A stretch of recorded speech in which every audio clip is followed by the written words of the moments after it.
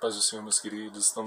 Estaremos dando continuidade acerca da questão das explicações do livro do profeta Abacuque.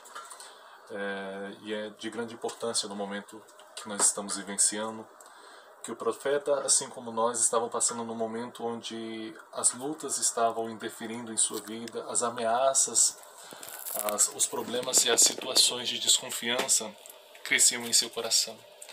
Os caldeus vindo e ele observando aquele povo, um povo que tinha muito poder, muita força, um povo que faria as grandes ameaças ao povo de Israel.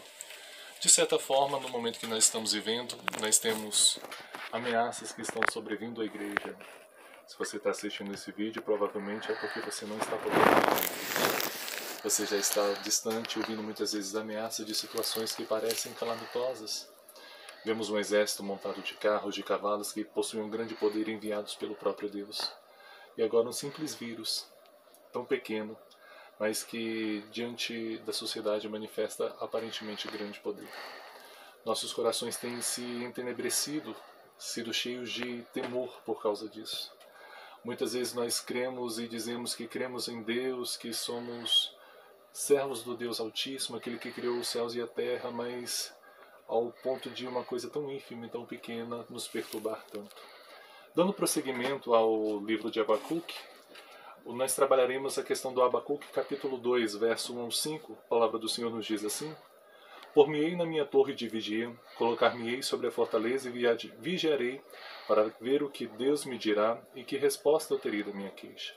O Senhor me respondeu e disse: Escreve a visão, grava sobre tábuas para que eu possa ler até quem passa correndo. Porque a visão ainda está para cumprir-se no tempo determinado, mas se apressa para o fim e não falhará. Se tardar, espera-o, porque certamente virá, não tardará. Eis o soberbo, sua alma não é reta nele, mas o justo viverá pela sua fé.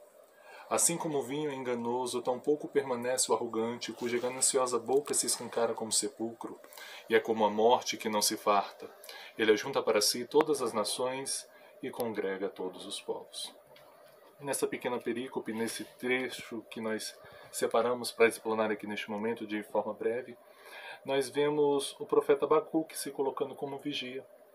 E o vigia aqui eu não posso abordar como sendo o sentido literal, porque o papel do vigia não seria necessariamente ouvir uma resposta de alguém. O papel do atalaia e do vigia era subir a mais alta torre e observar para ver quando seus inimigos vissem, para que eles pudessem estar prontos e fazer o anúncio na cidade para que estivessem todos apercebidos. De igual forma, Abacuque intercedendo porque não compreendia porque um povo ímpio viria lutar e castigar o povo de Israel. Povo ímpio esse que foi enviado pelo próprio Deus. Este profeta estava com um conflito dentro de si. Como esse Deus tão santo, tão puro e tão justo, tão verdadeiro e tão fiel, ao mesmo tempo poderia conciliar essa santidade de fazer com que alguém que é mais ímpio do que eu venha me punir. Ele começa a questionar a Deus por umas duas perguntas acerca deste livro, e o Senhor o responde, não da forma como ele queria ouvir. Entretanto, ele se coloca como vigia. Ele usa a figura aqui do atalaia e se coloca sobre uma torre, para que ele possa atentar para quando vir a resposta do Senhor, para que ele anuncie ao restante do povo. A gente pode compreender o seguinte: quantos de nós muitas vezes não estamos dispostos a aguardar ouvir Deus falar conosco? Muitas vezes nós estamos numa sociedade onde é tudo fast food, onde eu quero tudo no momento, onde é tudo rápido. Eu quero uma resposta de Deus para algo, eu quero questionar Deus acerca de algo e quero que essa resposta esteja para mim no momento. Eu quero que o Senhor me diga agora o que eu tenho que fazer agora, porque a decisão que eu quero tomar é agora, e nós queremos amoldar Deus ao nosso tempo. Quando na realidade nós temos que nos humilhar diante de Deus e aguardar para que Deus responda ao seu tempo, à sua vontade e o seu querer. Ele não de modo egoísta, porque ele não estava vendo só o seu lado, não só a sua questão, mas vendo toda a situação de um povo que estava sendo prejudicado, de um povo que seria castigado pela sua impunidade. Nas primeiras explicações vocês podem ter observado acerca do capítulo 1, da situação que vivia o povo e do próprio povo oprimindo o seu povo. Nós podemos observar que aquele povo estava vivendo em piedade. Os comentaristas, quando vão explicar acerca do livro de Abacuque, vai falar que ele passou cerca de por um período do avivamento que teve o povo de Deus, com retorno à lei no período de Josias, e após isso o abandono deste povo novamente às suas antigas práticas. Então o povo estava precisando novamente de um novo castigo de Deus. O Senhor, de uma certa forma, respondeu não como ele queria, não de um modo como ele queria, mas respondeu a sua queixa. E o mais interessante é que Deus começou a explicação falando sobre a questão dos soberbos. Nós vemos que essa nação era ímpia, que ela acumulou para si, destruindo vários povos, porque queria se enriquecer, ela queria crescer, ela queria sobrepujar a todos, esmagando os outros sem ter nem motivo necessário. Entretanto, um dos versículos principais dessa perícope que nós estamos trabalhando, ela fica no verso parte 4. B do verso que nos diz: mas o justo viverá pela sua fé. Você já deve ter ouvido várias pessoas falando acerca dessa questão do justo viver pela fé. Da reforma protestante, assim, a gente tem de grande veemência essa questão do viver pela fé, ser justificado pela fé e pela fé somente. O apóstolo Paulo também fala acerca dessa questão do ser justificados mediante a fé. Não é das obras para que ninguém se glorie, porque somos feitura sua, nascido para as boas obras que Deus fez de antemão para que andássemos nela. Então, no decorrer de todo o Evangelho, nós observamos isso se culminando em Cristo, o viver pela fé. O termo fé aqui é muito mais do que uma crença, é muito mais do que um acreditar, como muitas pessoas jogam num jogo, ou vão na telecena, ou fazem alguma coisa. Não é esse tipo de coisa. E não é fazendo merchandising também, viu?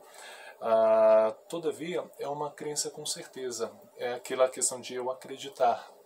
Eu acreditar naquilo que eu não estou vendo. Acreditar com convicção. O termo, tanto que, por mais que o texto aqui se aborde a questão do hebraico, no Novo Testamento nós observamos a questão do termo pistes, quando se refere à fé lá em Hebreus capítulo 10, se refere como a crente genuíno, verdadeiro. Essa opção de fé é aquela crença com convicção de verdade, entendeu? Então, observando o que vem a ser viver pela fé. É viver além daquilo que eu vejo, é viver além daquilo que eu posso tocar, é viver além das nossas esperanças, além das nossas certezas, porque o pensamento do ser humano ele é muito limitado. Nós muitas vezes não conseguimos compreender o que Deus quer fazer, qual o propósito pleno de Deus. Primeiro, porque a mente de Deus não é a sua. O projeto de Deus para a sua vida não é o que você quer para você. O projeto de Deus para os seus filhos não é aquilo que você planejou. Primeiro, você não é Deus. Nós temos que entender que aquilo que vivemos pela fé em Deus.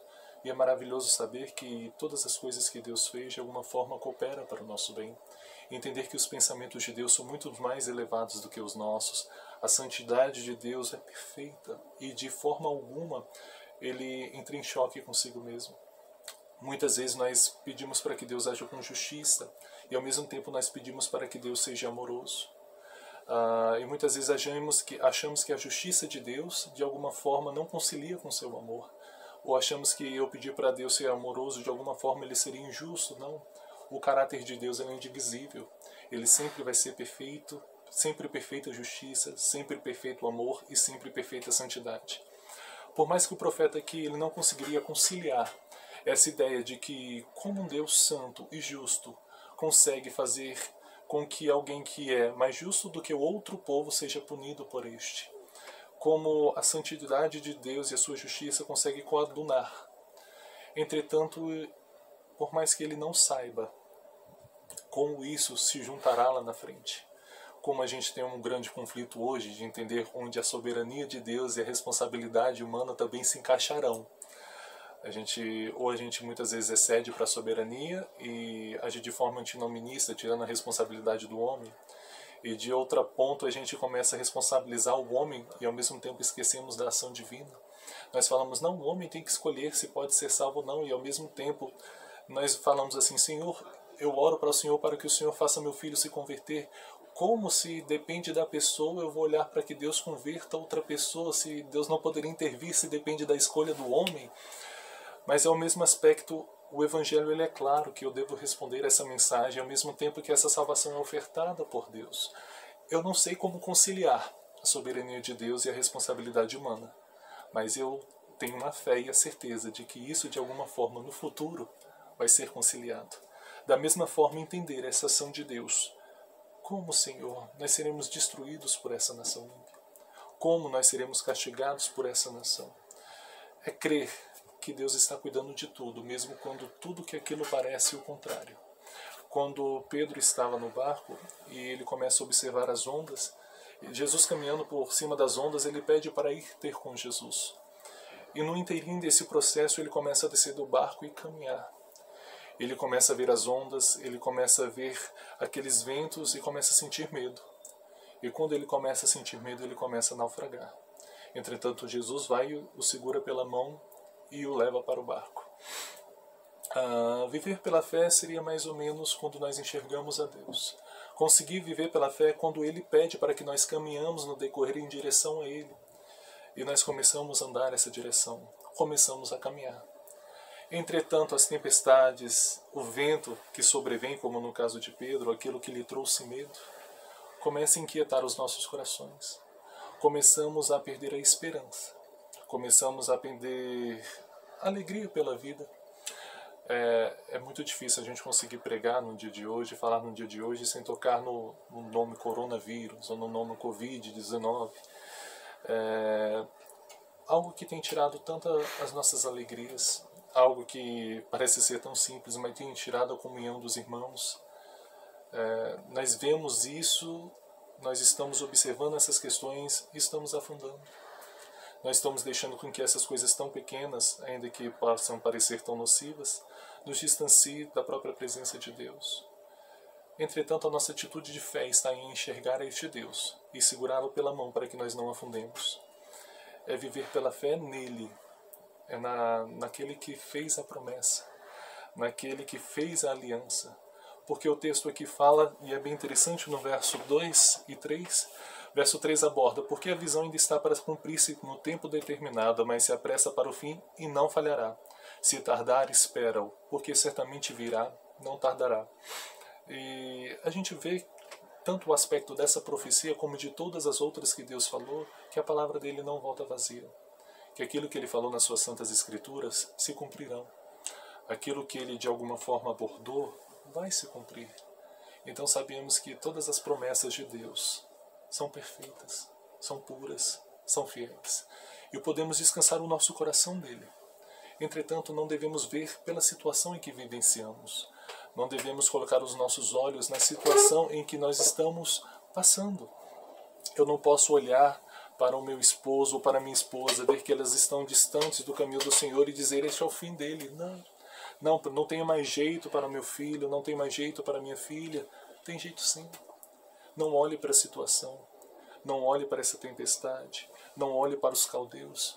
Olhe para o Deus que está acima de tudo. Porque a sua fé está no Deus que pode fazer. A sua fé por fé não vale nada. A sua fé só tem algum valor porque ela é tida em Deus. É você crer neste Deus que pode responder. Porque o poder não é da sua fé.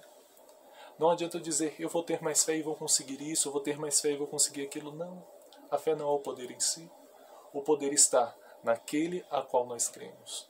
E este Deus é o que tem cuidado de nós. Que nós venhamos a viver por essa fé no Filho de Deus, aquele que pode nos redimir.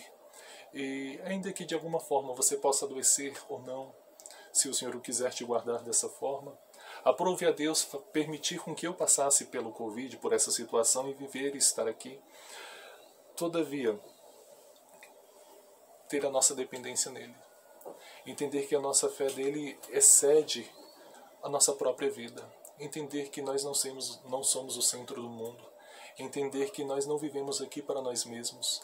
Entender que as nossas vidas são tão pequenas e se nós não vivermos para Deus, nós a perderemos tanto. Que não venhamos de forma alguma envelhecer, sentar na beira de uma cadeira de balanço ou num leito de enfermidade, observar, olhar para trás e ver que não deixamos nada. Que tudo aquilo pelo qual nós lutamos foi vazio. Por tudo aquilo que nós lutamos e nos matamos, exigimos e gastamos o nosso tempo, vai-se embora e não levaremos nada. Nossos filhos não aproveitarão porque agora são motivo de brigas entre eles para ver com quem fica o que eu deixei. Mas quando nós deixamos um legado, uma vida de fé, uma vida de testemunho ao Senhor, viver além daquilo que nós vemos, vivemos além daquilo que nós sentimos, além daquilo que nós observamos, quando vivemos a vontade de Deus, que é boa, perfeita e agradável, e crer naquele que fez a promessa, assim como Abraão fez, nós podemos ter uma vida diferente para a sua glória. Que neste momento eu quero convidar a você a refletir acerca se você tem vivido pela fé em Deus. A palavra de Deus nos ensina que tudo aquilo que não provém pela fé é pecado. Você tem vivido pela fé em Deus? Você tem vivido para a glória do seu nome? As suas atitudes são fundamentadas e baseadas no querer de Deus, nas escrituras sagradas? Porque por tudo aquilo que não vem pela fé é pecado. Mas tem uma esperança. O justo vive pela fé. E essa é a palavra que eu deixo para vocês neste momento. Que Deus em Cristo vos abençoe.